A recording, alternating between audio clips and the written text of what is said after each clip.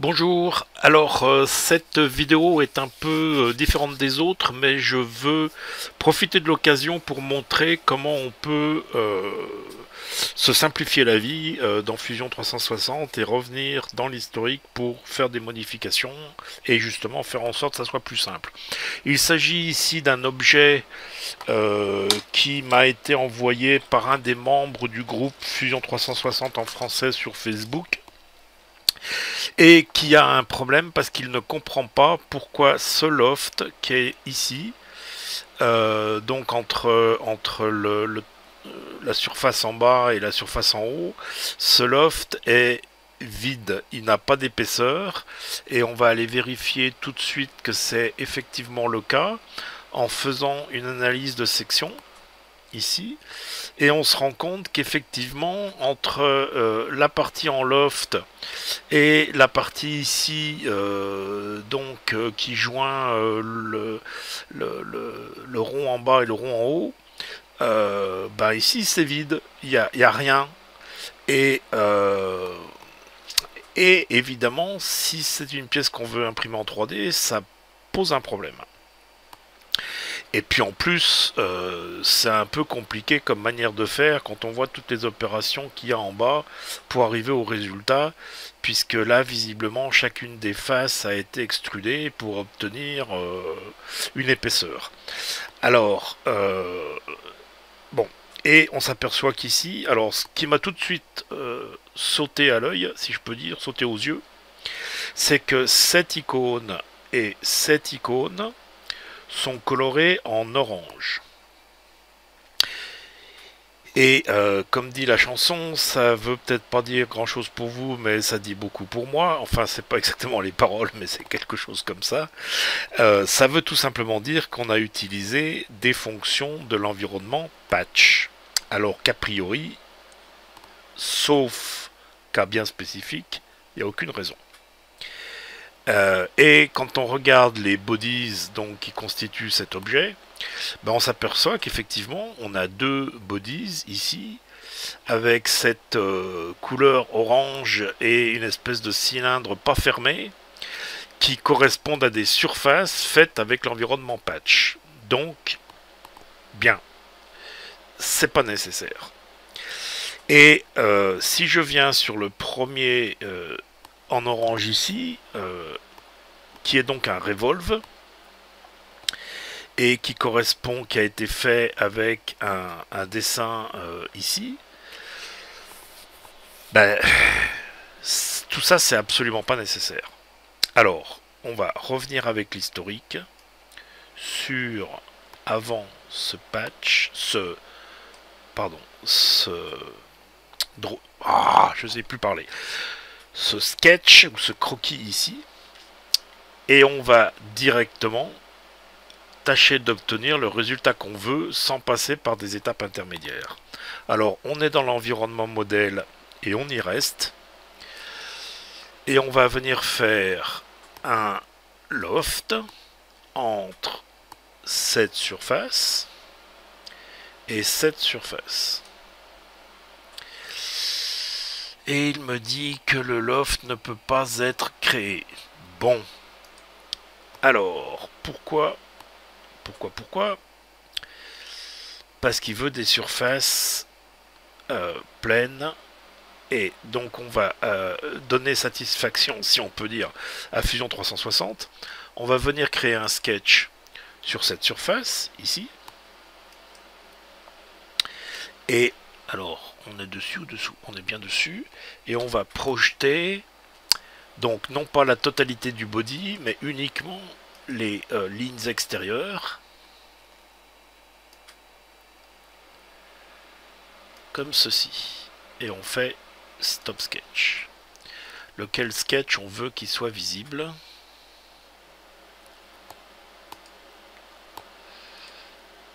Ouh là là, il y en a beaucoup là. Le seul qui m'intéresse a priori c'est le dernier. Voilà. On va revenir faire un sketch sur la surface inférieure ici. On va faire P pour project et là aussi on va venir projeter uniquement nos lignes extérieures de la surface. Voilà. On fait stop sketch. Et maintenant, on va lui dire create. Où est-ce qu'il est passé? Loft entre donc cette surface là et cette surface là. Et cette fois-ci, il me fait... Alors, on lui a dit c'est join par défaut. Donc, cette fois-ci, il m'a bien fait un volume plein.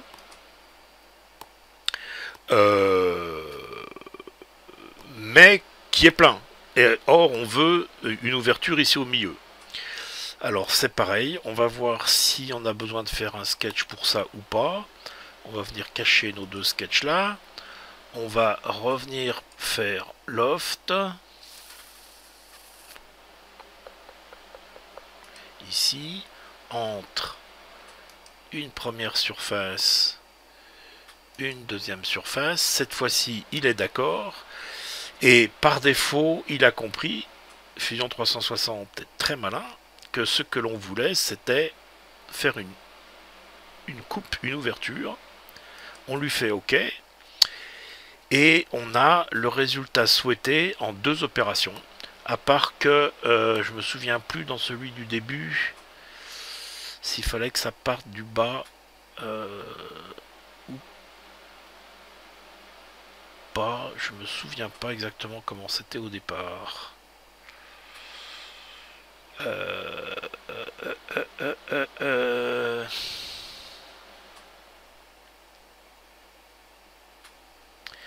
On va regarder. On va simplement venir. Alors, comment je fais? Est-ce que je peux... Si je fais suppress feature, voilà, et là je vais à la fin. Alors, ben non, c'est exactement la même chose. C'est exactement pareil. Donc, on revient là. On va faire unsuppress. Voilà. Et donc là, on a la forme souhaitée. Ah, à part qu'il y avait des trous. Oui, non, mais si, c'est bien la forme souhaitée. En deux coups de cuir à peau, on va dire. Alors maintenant, il y a un endroit où j'ai vu qu'il y avait des trous. Alors, on va tâcher. Alors, ça... attends, ça, j'en ai pas besoin.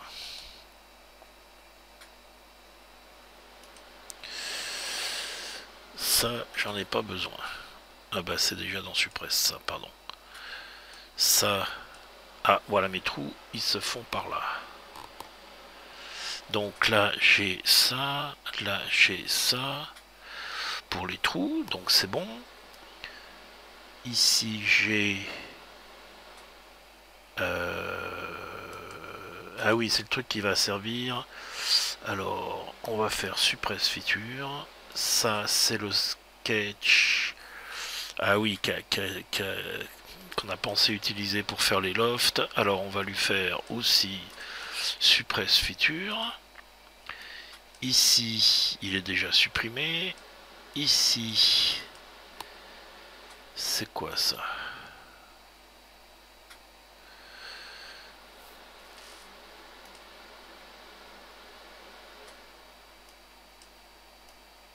Ben, ils apparaissent. Ah, si, il y a le dernier sketch ici qui est, je sais pas, suppress feature.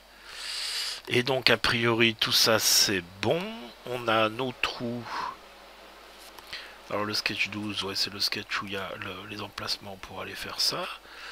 Donc, on a bien nos trous, on a bien notre pièce. Donc, maintenant, on peut remettre le marqueur history ici. On va lui dire de virer tout ce qui est après. Et on va aussi virer ça et ça.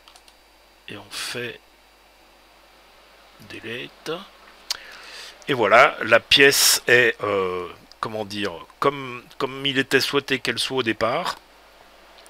On va refaire avec section analysis la même chose pour vérifier que cette fois-ci, on a bien quelque chose de plein. Comme c'était, je pense, souhaité, et qui maintenant sera correctement imprimable en 3D avec nos trous, donc tout va bien.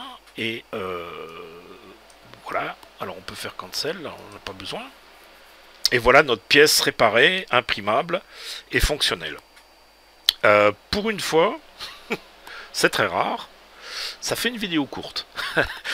Ça vous empêche pas d'aller vous abonner à la chaîne YouTube, parce que en ce moment particulièrement il y en a besoin, puisque les conditions de YouTube changent et que j'ai besoin de 1000 abonnés d'ici le 20 février. On s'en approche, mais c'est pas une raison pour ralentir, hein. Abonnez-vous, abonnez-vous, le plus on est de fous, le plus on rit, tout va bien. Allez visiter le groupe Facebook Fusion 360 en français. Il y a les coordonnées sous la vidéo, parce que vous voyez, on peut poser des questions et avoir des réponses. C'est le cas pour cette pièce ici. Patreon, c'est le genre d'aide dont j'ai aussi besoin et dont je vous remercie. Et mon site web, allez faire un tour. N'hésitez pas à poser des questions dans les commentaires ou sur le groupe Facebook. On tâche de répondre quand on peut et du mieux qu'on peut. Enfin bon, tout dépend des cas, des conditions et de ce qu'on est en train de faire à ce moment-là. Mais maintenant je suis très content, je suis plus tout seul, il y en a aussi d'autres qui donnent des réponses sur Facebook. Voilà, donc comme je disais, plus on est de fou, plus on rit, mais on peut aussi être très sérieux et faire du bon travail. Allez, salut, merci, à bientôt.